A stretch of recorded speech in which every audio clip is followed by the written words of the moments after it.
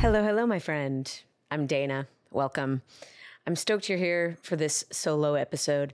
I want to speak directly to something that has been front of mind lately. Man, I am just so lucky to have been in creative spaces with people who lean towards the yes side of the spectrum. People who are eager to try things and open to changing things. I'm coming out of a creative process that made me acutely aware that that is not always the case. I really did not realize how lucky I was to have that the majority of the time until I didn't have it. And I learned a lot about embracing the process, even when the process feels more like a slap in the face than a hug. I want to have, and I want you to have, a strong sense of self-direction even when it feels like the direction things are going is straight down the can. So this episode is all about the skills that you need to build to create yes in a world of no. And if I'm going to be totally honest, as a byproduct, this episode is also about conflict resolution, refining your creative process, and in general, having successful thinking techniques in your life at large. Yeah, all of that. But first, let's do some wins. Today, I am celebrating more than 201,000 downloads of the podcast. What the heck? Thank you. Thank you, listeners. This is massive, a huge win for me. I'm so appreciative of your time and your attention, the attention of your ear holes, and now that we're on YouTube, also the attention of your eyeballs. Although I have learned that living on YouTube as a podcast does split my listener viewers a little bit. So if you weren't already, please be sure that you're downloading your favorite episodes so that you can be listening all the time. Keep them with you, whether you have Wi-Fi or not. And if you haven't already, pretty please subscribe on YouTube so that you don't miss a single thing. Whoa. Also, I shamelessly want to see 300 downloads swiftly. So bring it on. Classic Wilson, just always wanting more. That's me, 201,000 downloads. Now you go. What's going well in your world?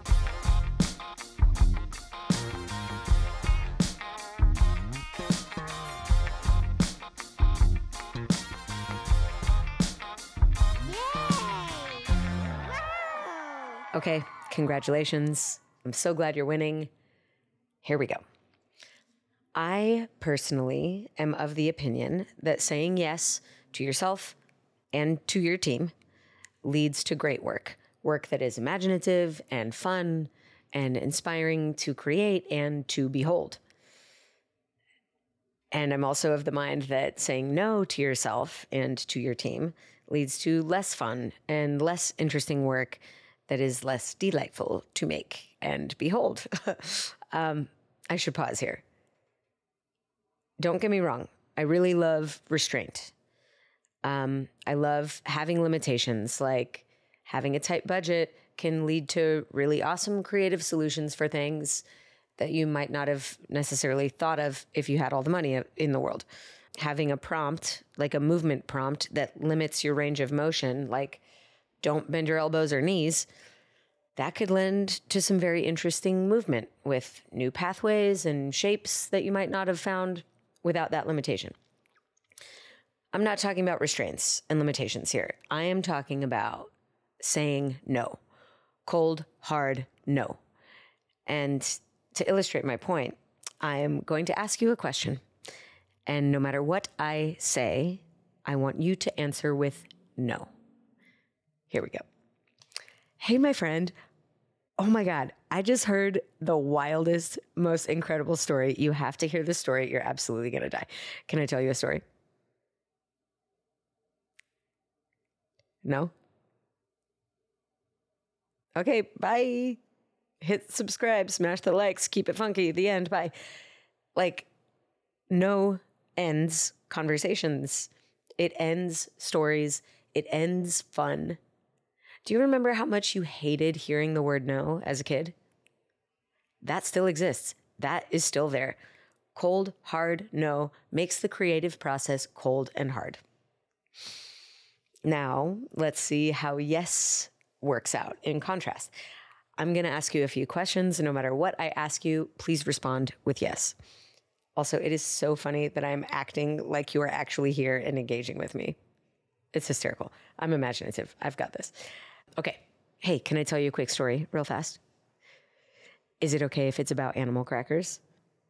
Nice. Is it okay if it's about Britney Spears' personal collection of animal crackers? Okay, great.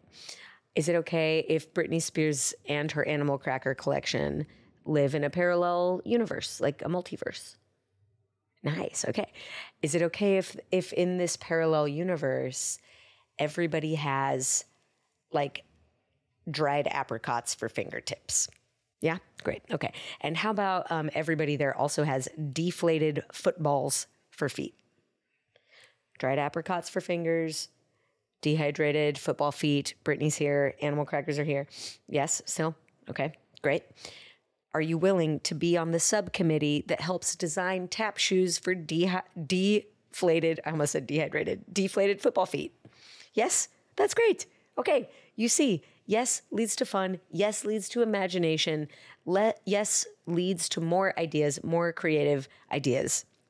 So on that basis, on the assumption that yes is good for creativity, which, pause for the cause, I do have an episode about yes and no but, and how using those two responses can really drive a creative process. I'll link to that episode in the show notes. But for now, I want to dig into this idea of the hard no. And I'm going to start with a little refresher course on the thought model. The thought model is the tool that I use most often when coaching careers or coaching people in their careers. The thought model derives pretty heavily from CBT or cognitive behavioral therapy, which is a problem-oriented strategy that helps you find solutions and new perspectives to problems. CBT says that how we think leads to how we feel, and how we feel leads to how we behave, and how we behave leads to what we think. It's a loop. The thought model has a few subtle differences. The thought model says that there are neutral facts out there in the world, cold, hard facts. They're measurable, provable, agreeable by all, and unchangeable, like the temperature outside, or the weight of my body, or the words that I just said, like right now. Everybody can agree. I said those words. Everybody can read the scale. That's the weight of my body right now. The temperature outside right now is X. The call time tomorrow is whatever. Agreeable by all, provable facts. We think thoughts about those facts, like 60,000 thoughts a day. It's those thoughts that give us meaning to the cold, hard facts, the circumstances. And it's our thoughts that make us feel a certain way, to feel emotions. Emotions lead us to action and inaction, or simply put, the behavior of our body. And the behavior of our bodies gives us our experience of our life, right? Our experience of the world. And the important thing about the thought model is that it's not the circumstances, it's not the facts that give us our experience of the world. It's the way that we are thinking that's directly linked to our experience of the world. Our thinking leads us to feel, our feelings lead us to behave, and our behavior gives us our experience. So it's important to separate the circumstances from the thoughts, because we can't change the circumstances, but we can change the way we're thinking. Sometimes without even thinking about it, my thoughts can change over time. My experience of the world regarding a certain circumstance can change. And I think that's a unique difference between CBT and the thought model. In CBT, your behavior links back to the way you're thinking. I really think it's the circumstances that lead to our thoughts. Our thinking leads to feeling. Our feelings direct us or move us into action or inaction. And it's those actions and inactions that give us our experience of the world. And sometimes they give us new circumstances altogether, right? And we're back to one. So I'm starting off with this refresher course, even though I've done several episodes that dig more deeply into the thought model. I'm starting off here because the word no and the word yes despite the introduction to this episode, I've already spent time pointing out that yes is good for creativity. But in the thought model, I want to point out the word yes and the word no are not intrinsically bad. Yes does not equal happy. No does not equal unhappy. The word no by itself doesn't hurt. But what comes along with it does or can. It's our thinking about the neutral facts. Person says no that makes you feel, it's thinking about the neutral fact. Person says no that makes you feel a certain way. I'll give an example. Person says no. Actually, let's back up. I say my idea. Person says no. Here's what my brain might offer in terms of what I might make that mean. I might think, ugh, I can't have what I want. Damn it, people don't like my ideas. My ideas aren't appreciated here. I have bad ideas. This person is keeping me from having what I want. My ideas are bad and this person is bad. Like, you can see how that thinking gets pretty dark pretty fast, all because of a neutral word, no, and the thoughts that your brain will offer you about that circumstance. Those examples of, I can't have what I want, my ideas are bad, this person is bad, and I'm bad, and everything's bad. I got to that place in a recent creative experience. I was shocked to hear so much no. My brain offered me thoughts about myself and the people saying no that were not useful. And then I would feel this flash, like this tingly heat, like a scorpion stinger into my chest. And then my skin would get a hot flash every time an idea got shot down. Felt like I was being poked with something sharp and hot, and then the rest of my skin would light up. It was not a good feeling. I hated this feeling. One day I even noticed that my brain stopped offering me ideas. Like, my brain stopped having creative ideas because I was afraid of feeling that sting, that hot flash. Whoa, like brain stopped working because body didn't want to feel pain. Like, let's just pause for a moment of compassion for all of the creatives and non-creative people who hear the word no all of the time and may be put into that place of not having creative ideas out of fear of feeling shut down. Let's also acknowledge that some people use the word no, not because the answer is no, but to assert their power over other people. Yikes up there.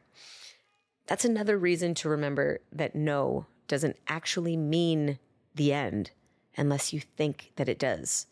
So let's get back into the whole neutrality of yes and no thing. Let's say person says no. That might also lead to thoughts like, I wonder what this person's life has taught them about yes and no, and how that's different from my experience. Man, I'm so grateful for my experiences of yes and no in my life. I wonder what else might be off limits. Once I know everything I can't do, maybe I'll be left with something that I can do. Or maybe, you know what, this person doesn't really know what they're talking about. I think I'm going to go with my idea anyways. That's available. Or maybe even a personal favorite. Thank you for keeping me from going down a path that isn't right for this project. Let's move on and find what is. My friends, there are 1,000 thoughts that you can think when someone says no. I am not encouraging you to accept the no. I'm not encouraging you to reject the no. I am simply encouraging you to be conscious of what you are making the neutral word no mean about you and what you're making it mean about the person who said it. Thinking your ideas are bad and thinking that a coworker is bad might be keeping you from having the process and the final product that you want. Not the word no. The word no isn't keeping you from those things. The way that you're thinking might be. So my first tip for you is to remind you that the word no doesn't hurt. It doesn't stop you. The thoughts that come along with it are what do. So if or when you feel that sting from the word no, or from a sentence that involves the idea of your idea not being the idea, try to immediately zoom out and remember that no is neutral. Your thoughts around it are optional. And then be sure that you are committed to the thoughts that are useful to you and to this project. That's tip number 1.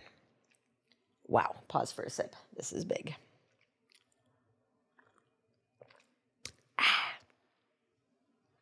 Yum. Oh, so much red lipstick on that cup. Okay. Tip number 2. This is probably another reminder, not some like new piece of information, but this is probably something you actually learned from your mom, or maybe it was no doubt. Don't speak. Sorry, kind of pitchy, but I think you get the gist. Don't talk, or rather, you don't have to talk right now. Not always, not often, actually. Most of the time, if you leave space after the word no, like actual airspace, the naysayer will probably continue to speak. Because that's something that most of us do, I think. Even people that aren't podcast hosts. I think people try to fill the space with words. Sometimes that person might even provide you with a hint as to why their answer is no. But sometimes if you leave enough space, sometimes they might even offer an idea that they think could work. And you know what? Sometimes it does. Or oftentimes it leads to something that will work.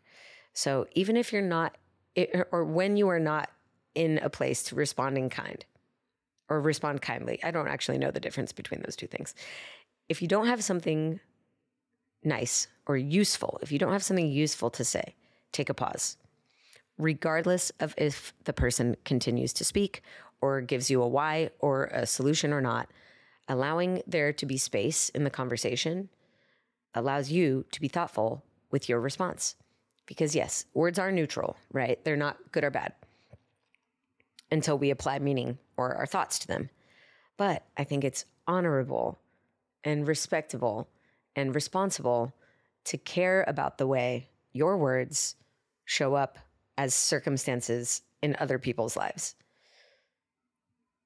Yeah. So I guess that's another lesson and another kind of angle to the thought model.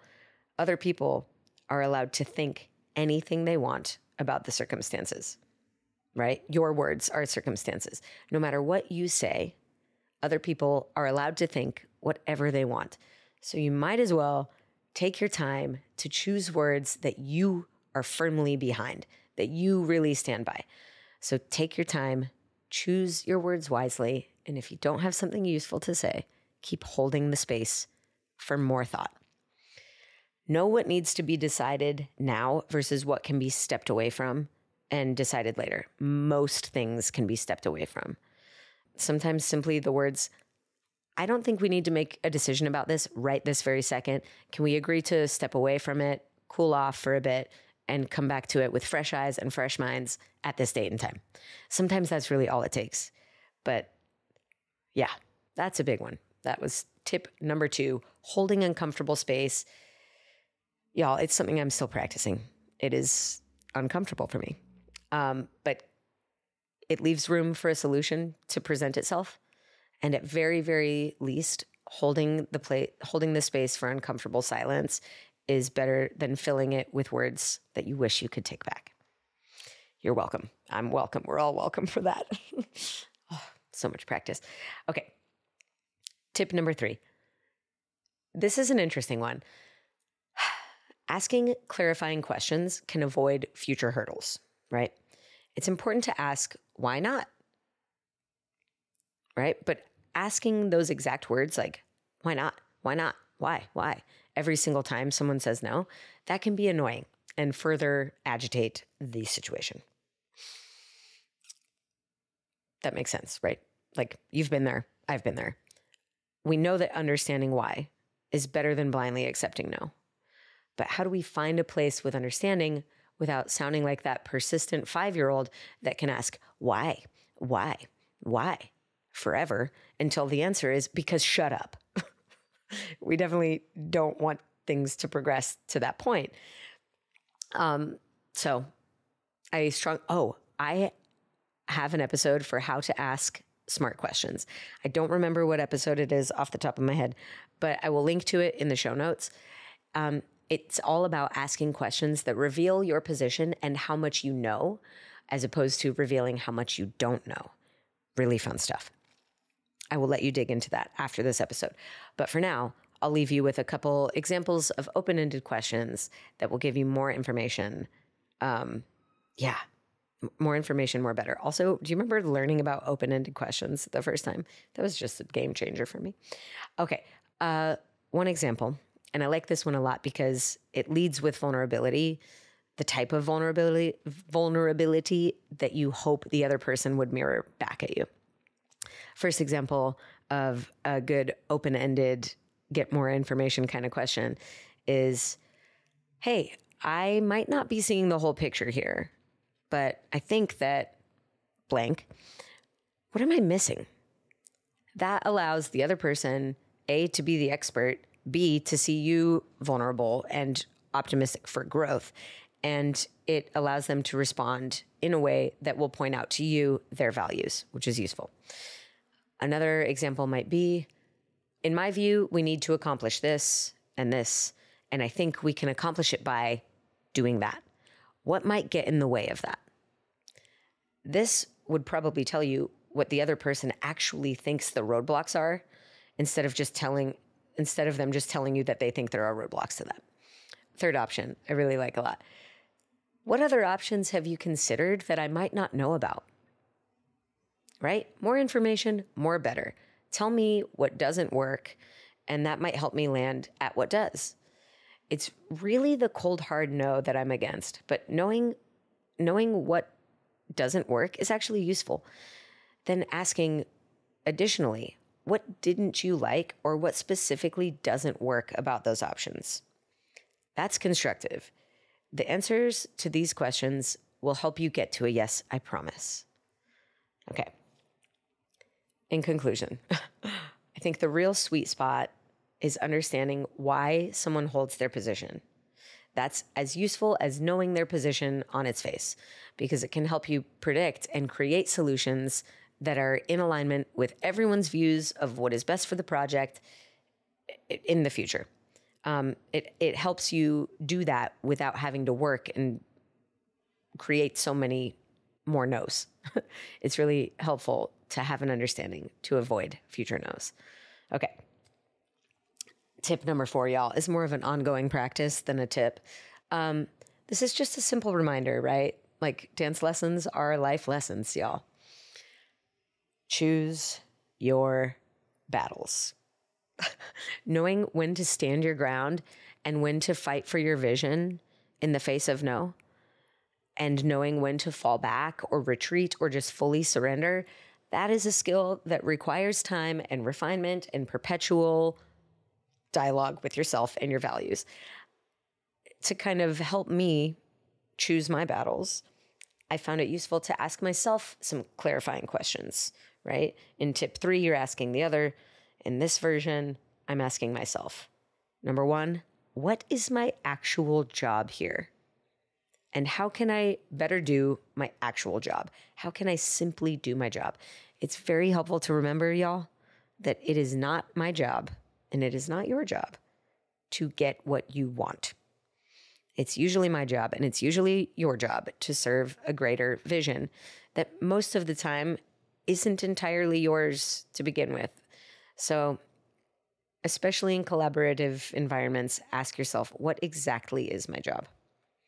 Second question I like to ask is this point that we seem to not be aligning on, is this actual point the kernel, the nucleus, the seed, the most important piece of this project?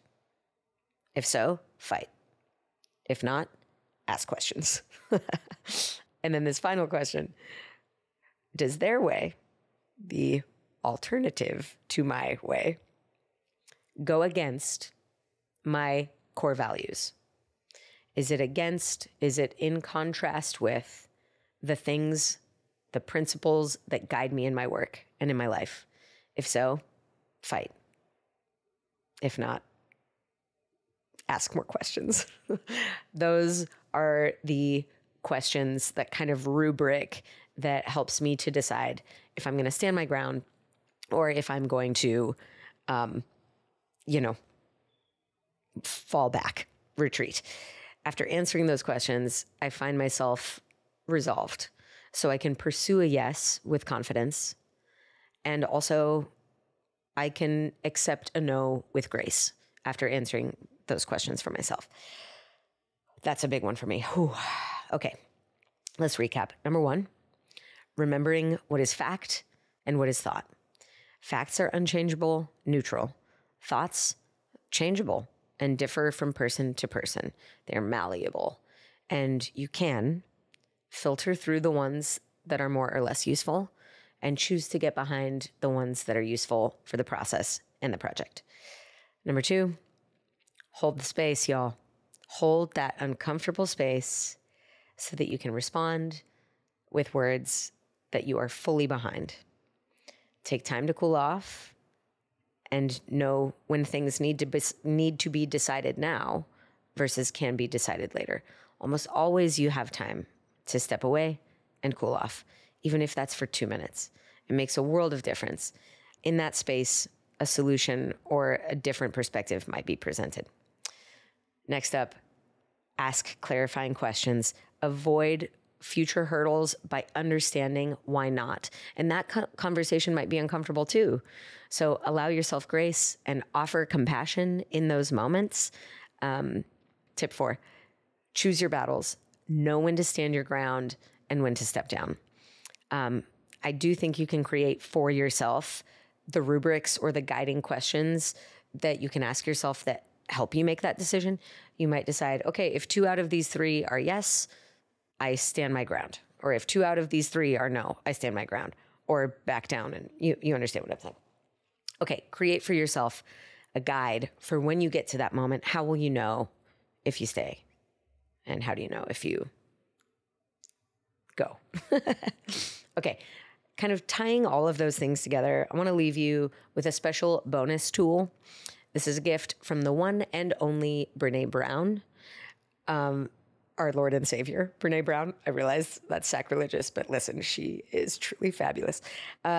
This is a tool from Brené Brown, gifted to me by my sister and podcast guest, Dr. Adrienne Wilson-Mann, my hero.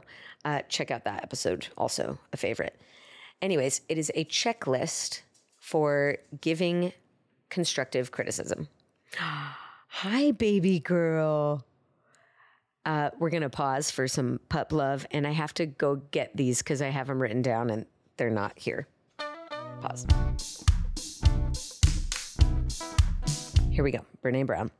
I will know that I'm ready to give feedback when, number 1, I am ready to sit next to you rather than across from you. Like to align on the same side of a challenge. Number 2, when I'm willing to put the problem in front of us rather than in between us or sliding it towards you.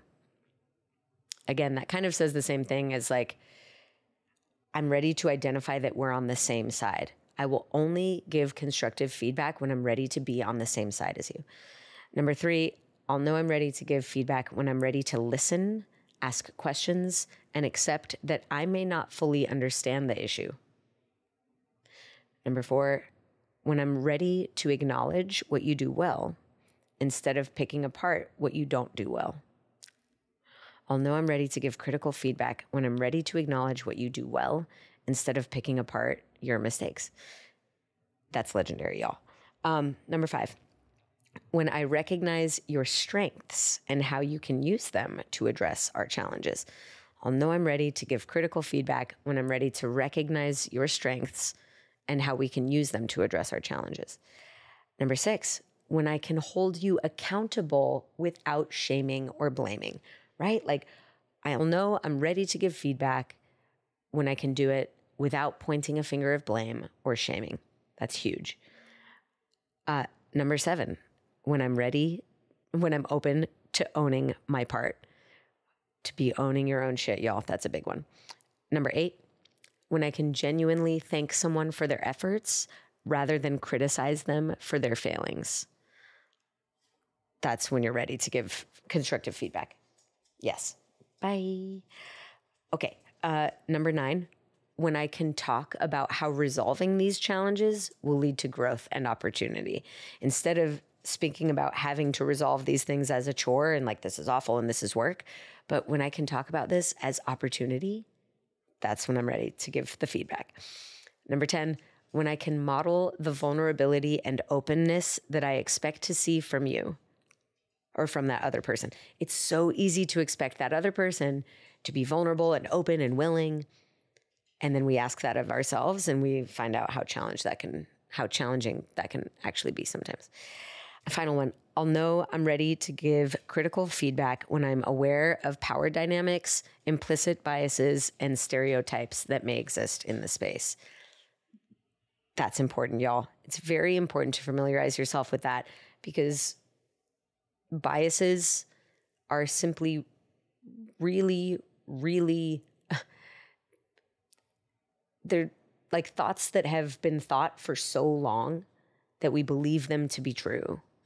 And sometimes they self-prophesize. They're certainly not true, not always. And that is big. It's big to have that awareness.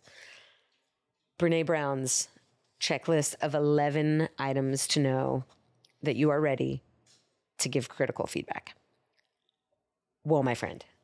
That's a lot. That was a lot. I have dog hair on my face. Listen, I'm really grateful to have had this kind of creative journey that was full of no's. It was vital in helping me to appreciate my yes spaces and to establish these tools and techniques for the no moments because they will happen, y'all. And when they do, I want to rest in knowing that I can handle them. And I want to share that knowing and that learning with you. I hope you found this useful. Please, please engage. I want the feedback, the critical feedback too. I do also think, just for the record, that this episode might turn into a spin-off series of episodes where we might find out that we are the no people. Like, how do you know if you're a no person? And if you are a no person, how can you deliver a no without killing creativity? Spin-off episodes coming soon. Let me know if you're interested in that. And if you have other interest or if you have other ideas for interesting topics in this area. Yeah, I'm into this. Thank you for being here, my friend. Get out into the world, subscribe, smash the likes. I can't handle that I say that, but I do, and I mean it. Leave a review and a rating, and of course, keep it super funky. I'll talk to you soon. Bye. This podcast was produced by me with the help of many. Big, big love to our executive assistant and editor, Riley Higgins. Our communications manager is Ori Valladares. Our music is by Max Winnie. Logo and brand design by Bree Reitz. Thumbnails and marketing by Fiona Small. You can make your tax-deductible donations to Words That Move Me, thanks to our fiscal sponsor, the Dance Resource Center. And also, many thanks to you. I'm so glad you're here, and if you're digging the pod, please share it. Leave a review and rating. And if you want to coach with me and the many marvelous members of the Words That Move Me community, visit wordsthatmoveme.com. If you're simply curious to know more about me and the work I do outside of this podcast, visit thedanawilson.com.